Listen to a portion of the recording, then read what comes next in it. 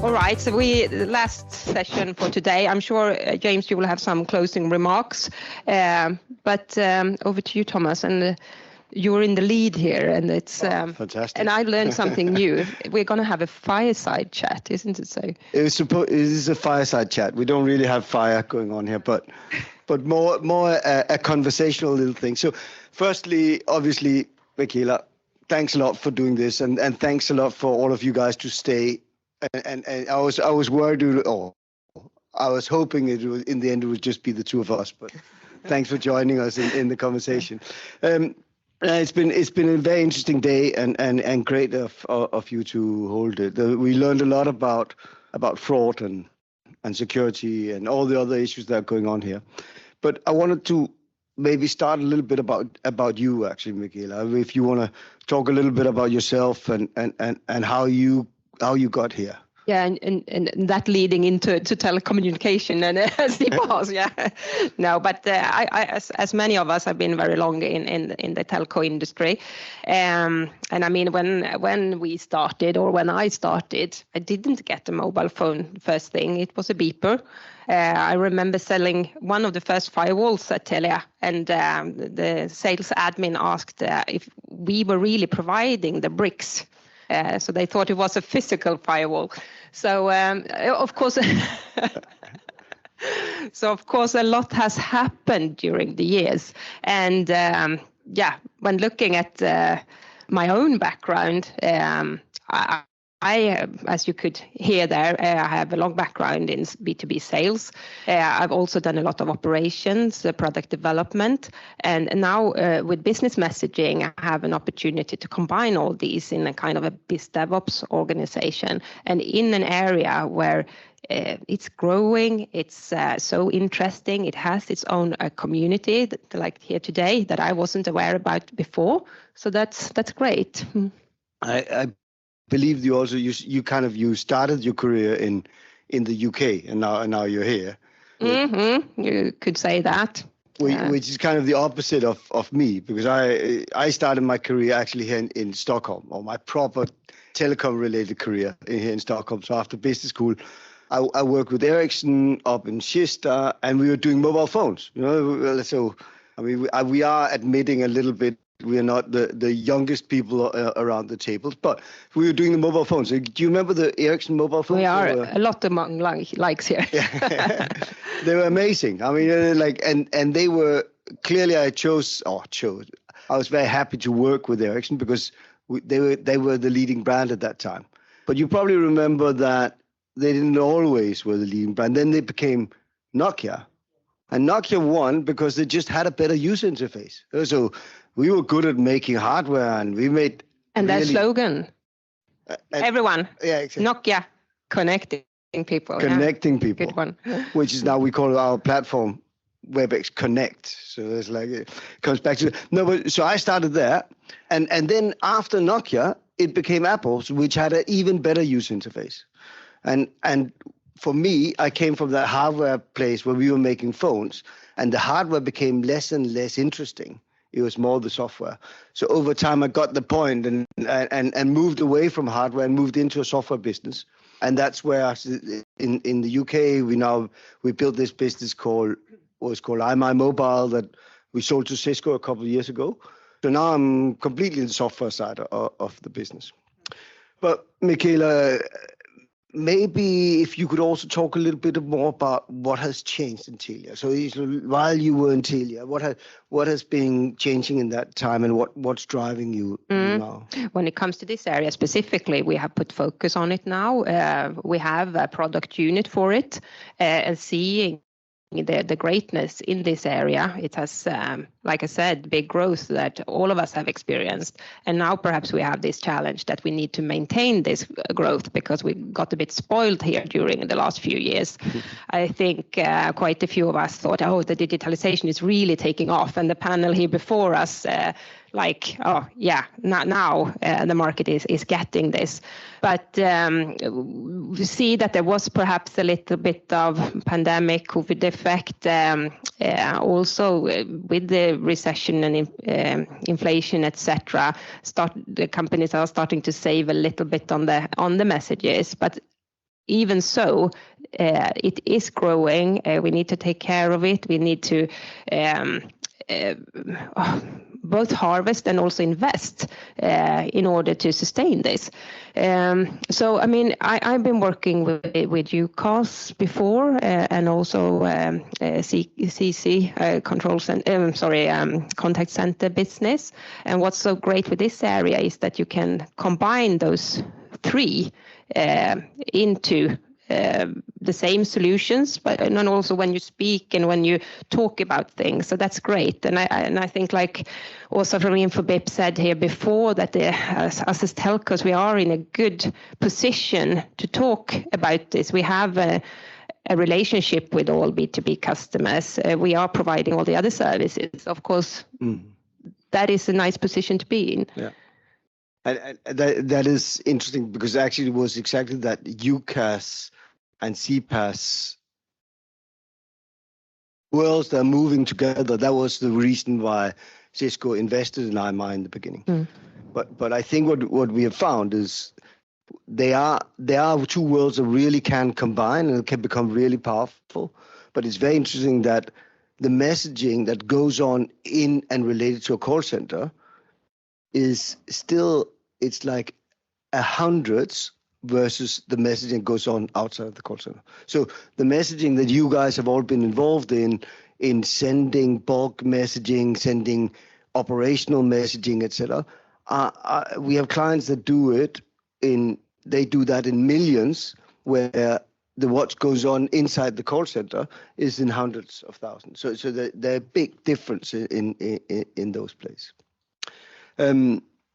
I'm thinking also maybe talk a little bit about why CPaaS now, and what's a little bit more on your strategy for that. So combining UCaaS, but we talked a lot about security today, and also about more fraudulent OTT players and apps and etc.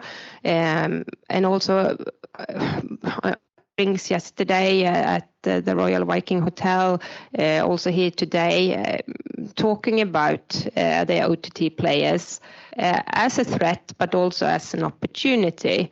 And we touched upon it several times now, but there is so much market not yet addressed.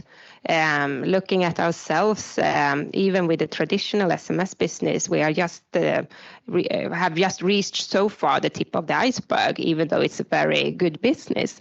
So we don't want to feel threatened and get stuck protecting our SMS business, because that causes, like we talked about the flash calls there, about some carriers blocking them, and is that the right way to go, and so on.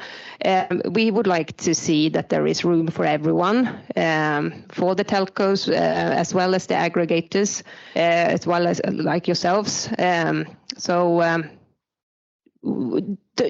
you can't fight them, join them, if I put it like that, with the OTT players. So we have this situation where we have the contact and the trust from the B2B customers. They don't need to go directly to WhatsApp. I think that's true. There's a lot of that talk about how does telco and aggregators, how do we work together? Because clearly the aggregators, they create the business.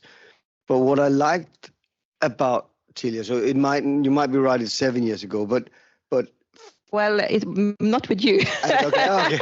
But about 5 years ago, I know Telia, I got the first call from Telia, and it was about how do we build something that is bigger than just terminating the aggregators traffic. So how do we make sure that we actually go out and also work directly with enterprises?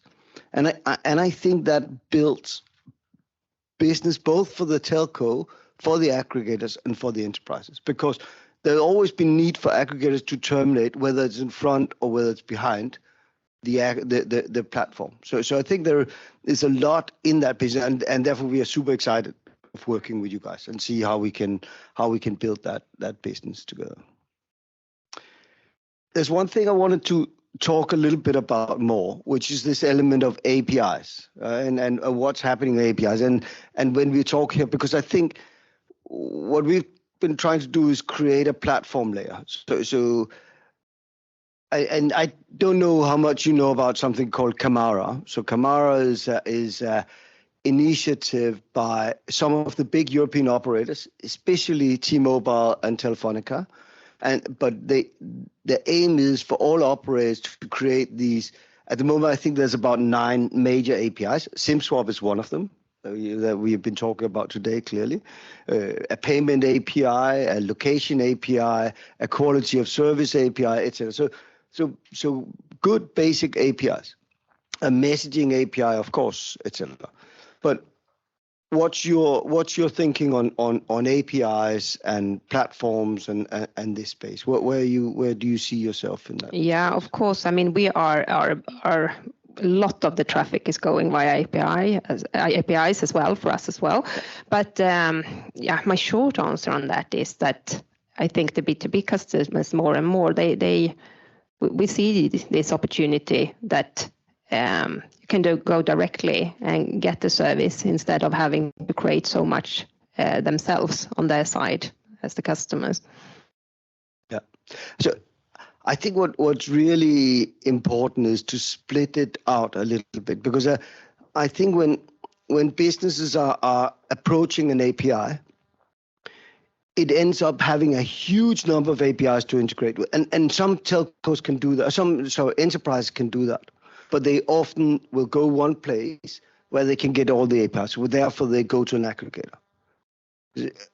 And I think what's really important for a telco that wants to go and talk with an enterprise is that they create a layer of value on top of that. I think the telcos have the strength of their brand. They have the strength of the trust that is in the market.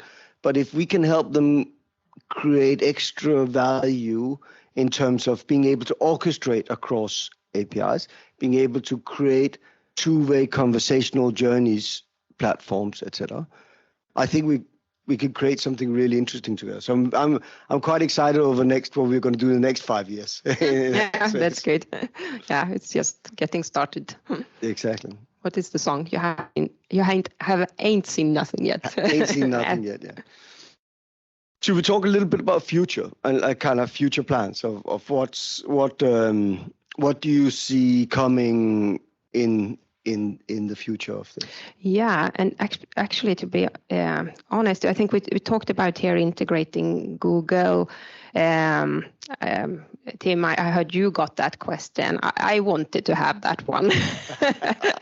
This is your chance. Yeah, this is my chance. And any kind. I mean, we have an internal sales job to do to start with. Telia company nowadays consists of 6 countries in the Nordic Baltics. It's not always as easy as let's go. We need to have acceptance from every market to see the benefits of this. Also eating our own dog food and using our own services. So I mean, that is actually part of the strategy to be able to have the same solutions in all markets and leverage from that. So that sounds very, very boring, but it's the reality, and I think we share that with many other telcos at least.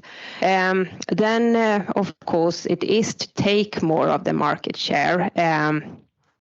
Like I said, I think there is room for all of us, and we have this unique position that we have a relationship with basically all customers in one way or another, with all enterprise customers anyway.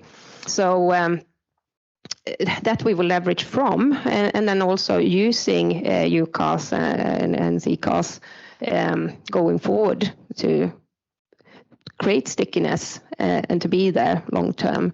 I think everyone that's been in this business see that once you get in there, you get very important for the customer. It's tightly integrated in systems at the customers.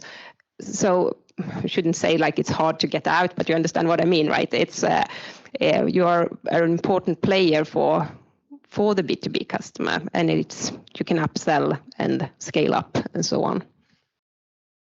Yeah, no, as you say, like it may be boring, but the thing is, it's still always about the same thing, isn't it? I mean, it's about how do we make sure that we help enterprise to send the right message at the right time or the right channel, and on with the right content. It's the same thing it comes down to on this, and I would say we're making it more difficult for ourselves if we actually are deciding this, because now there are more channels and now there are more customers like the expectation is even harder on. They want something that really understands them, and they want really to be. And also, instead of being afraid of the OTT competition, to actually monetize it.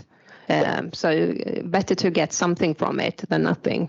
Yeah, exactly. And I think I also think that for the enterprise, they need someone that does that as well. Because else they, it's like somebody said, they don't care if it's a customer. No, that's maybe true, but they want to make sure they can reach all the customers, and they want to make sure they can do it on the channels that they are on. So I think I agree. You need to do that.